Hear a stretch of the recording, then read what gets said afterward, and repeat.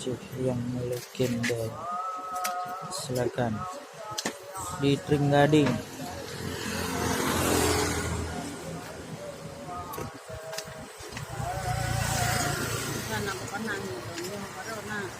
Biasa nama panah ah. Ya, nama panah. Dari pun nama panahnya kabe. Menanyakan iki deh. Raya. Raya. Ini rata tawa itu loju.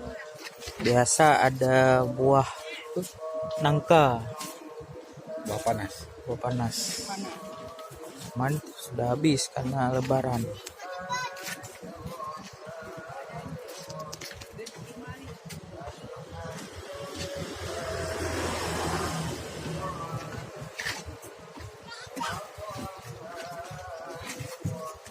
Nyo barang kan hanaji, nyo badak ju.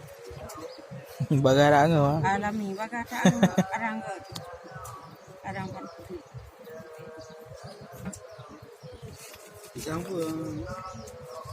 Na pisang kelaparat, na pisang pok, na pisang yang pisang panjang, pisang.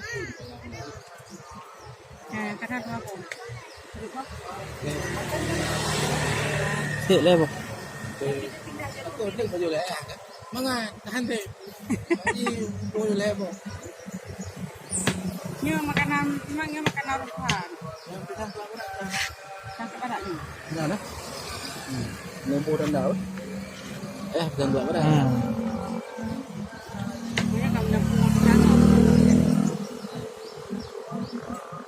Lawat pisang tu. Nih my bro. Beli-beli dah. Ya, perut gendut.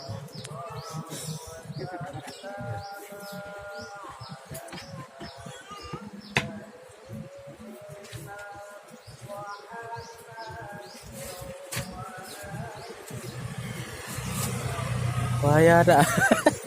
Habis basah ni. Kena apa? Nah.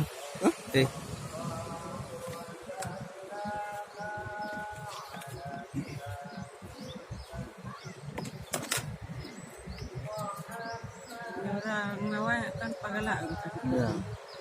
6 litang ni. Kan gula. Gula merah. Pisang tu kadang tu pisang mungkar be.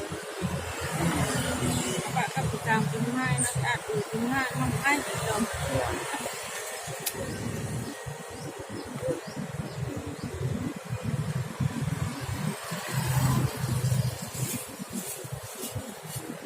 Rujak Aceh.